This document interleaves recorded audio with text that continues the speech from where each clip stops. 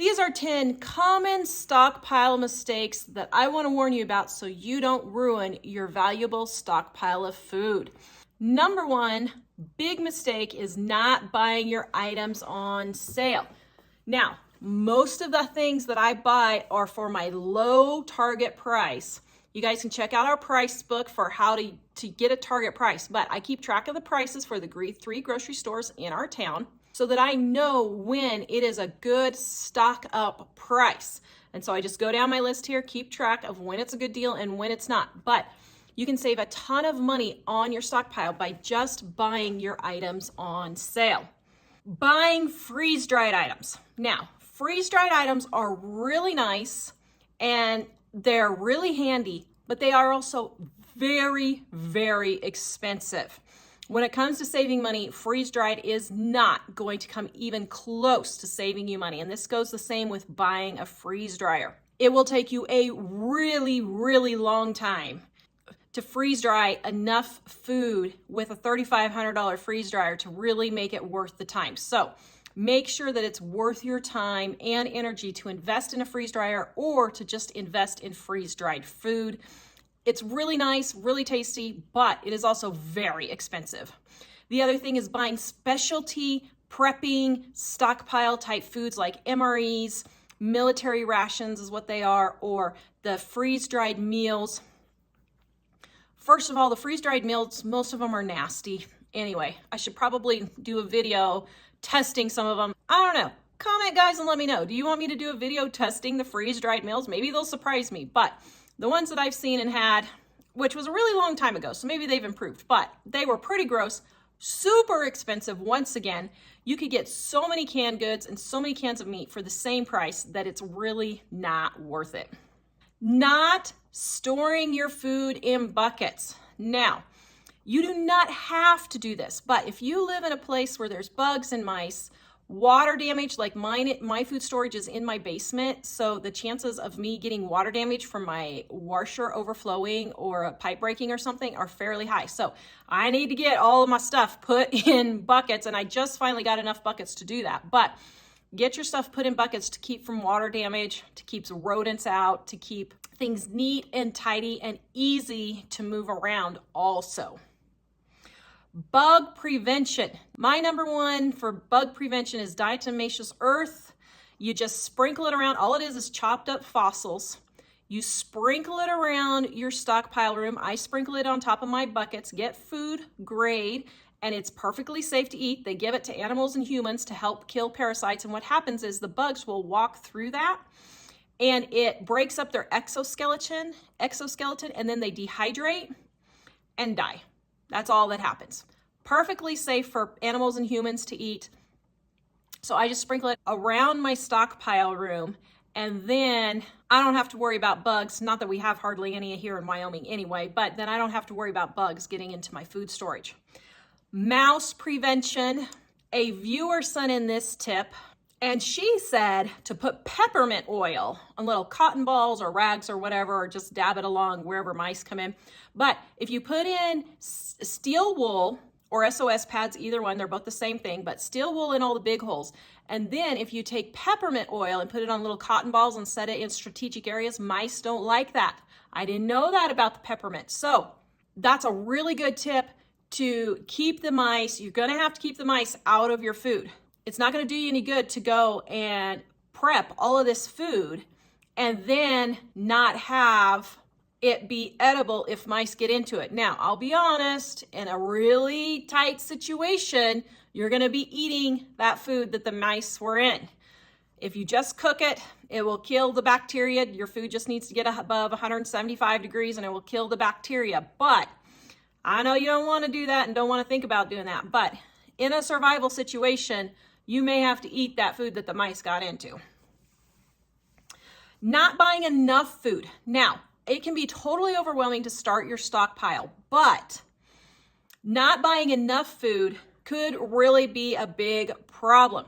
I would say the goal is to get at least a year's worth of food stockpiled up so that if you have a major job loss, illness, anything like that, inflation, because I had almost a year's worth of food, I saved I got a 25% return on my investment. So for the $1,000 that I spent on last year's stockpile, it's gone up almost 25% for the things that I regularly buy. So I saved $250 by buying it last year. So get as much as you can, I would say up to a year's worth, but don't get overwhelmed. And then the other side of that is buying too much food. So you don't want to go crazy and buy so much food that you're not able to use it up within probably 2 or 3 years for your flours and your crackers, those types of things. Your canned goods will last 10, 15 years, so that's not a big deal. But your flour and your sugar, those ones are the ones that don't last quite as long, and your oils. So don't go crazy and buy too much, but just sit down and figure out how much you need to support your family for a year. And then you can know whether you've bought too much or too little. Buying the wrong things. You might say, Tara, what do you mean buying the wrong things? I was shocked when I found out a lot of people will just go buy food for their stockpile, and it's not food that they even eat. I was sitting there thinking, why are you buying food that you don't eat? This is why I'm not a real big fan of MREs and freeze-dried food and pre-made packets and stuff like that, because really, you can get so much more just buying the canned goods and the flour and the sugar yourself and making it yourself. And your money stretches so much further. So don't go buy food that you're not going to eat. Make sure that it is food that you are going to eat. Stop listening to bad advice. Now, this isn't necessarily bad advice if you use it, but this is a classic example: oxygen absorbers and Mylar bags. So I have never used those in my entire prepping, stockpiling life, ever. Why? Because I have a usable pantry that I just keep rotating through all the time. I personally do not want to eat flour that is 10 years old. I don't care how well it's packaged. That's just gross if you ask me. Now, if you're okay with that, it's fine. Go ahead and do that. But for me, I would rather invest the money in more canned goods like canned meat, canned vegetables, canned fruits, than to spend the money on oxygen absorbers and Mylar bags.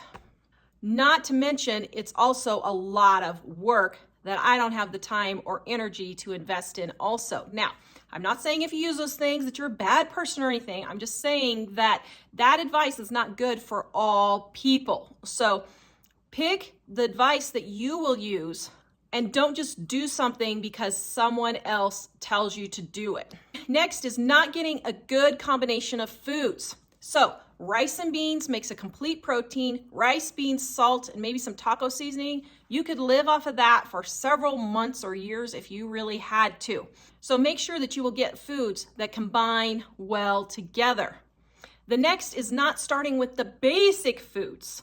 So get your basics like your rice and your beans that are super easy to cook and super filling first before adding in the luxuries like canned meat, canned vegetables, your Taco Bell sauces, those kinds of things. So I'm running a little low on the Taco Bell sauce, so going to have to refill that. So that's one thing where you need to make sure you don't have too little of it, because you would not want to run out of Taco Bell sauce. Get the basic foods first, then work your way up to a better stockpile. Next is not paying attention to expiration dates.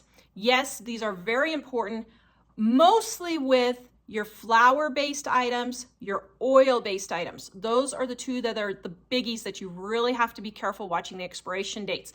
Your flour, your crackers, your cereals. Pastas don't have oil in them, so they're fine. Sugar is usually fine. Even if sugar gets rock hard, you can still use it. Oils, like your shortening, your lard, your cooking oils, those will also spoil faster. So just take a marker, mark on there the month and the year that it expires, and usually you will have about 18 months past that date that you can still use it. The next one is not using expired food. Just because it's expired, it does not mean that it's spoiled. okay? Expired means that's when it tastes the best. That's where your premium freshness is, and that's where you're gonna get the best taste, but it does not mean it's bad. The only food that is really bad when it's expired would be oils, flour, and even those, they just taste really bad. You could still eat them, but they would just taste really bad. Now, what I would not eat is expired dairy-based condiments like your ranch dressing, your mayonnaise, anything with milk or eggs in it, past the expiration date. I really wouldn't go more than a month or two. And the other thing is canned goods that are dented and bulging. That means bacteria is growing in that can, causing it, the gases causing it to expand. So you don't want to use dented or bulging canned goods past the expiration date. Well, you don't want to use those at all, no matter what, even if they're not past the expiration date. But don't throw away food just because it's past the expiration date. Most of the time, it is still perfectly edible. Not knowing how to cook. Get a really good basic cookbook like our Dining on a Dime cookbooks, guys. Volume 1 and Volume 2 are all your basic recipes. How to make homemade bread, how to make homemade tortillas, how to make taco seasoning, how to stretch your meat, how to use very little meat, using meat as a condiment instead of as a protein source. All of these ideas and tips are in our Dining on a Dime cookbooks. Volume 1 and Volume 2. They are totally separate recipes, but they can be used together. And then our gluten-free, dairy-free edition is just Volume 1 in gluten-free, dairy-free recipes, so that if you're like me and have to be that, then you can do them. But guys, learn how to cook and get a good basic cookbook, and that will save you more money than anything on your stockpile. That is a huge mistake. People buy these stockpile foods and then they don't know how to cook them. Also, if you want, we have a free stockpile ebook in the description below. You can just go and pick that up for free. The link is in the description below. And in that ebook, I give you a ton of different recipes to use with your stockpile. Next is using your stockpile on a regular basis. Now, this may seem fairly obvious, but my stockpile is not sitting in my basement just waiting to be used. My stockpile is used literally every single day. I'm not exaggerating. I just treat it as my own grocery store. And several times a day, we'll just go down and say, oops, we're out of Taco Bell sauce. Can you run down and get some? Oops, we're out of flour. Can you run down and get me some? Use your stockpile on a regular basis and always be continually restocking it. That is the way you can make sure you have the freshest food, and you can always keep your stockpile rotated. Guys, please go watch 15 things you should buy before hyperinflation hits and visit us at livingonadime.com. We will see you guys next time.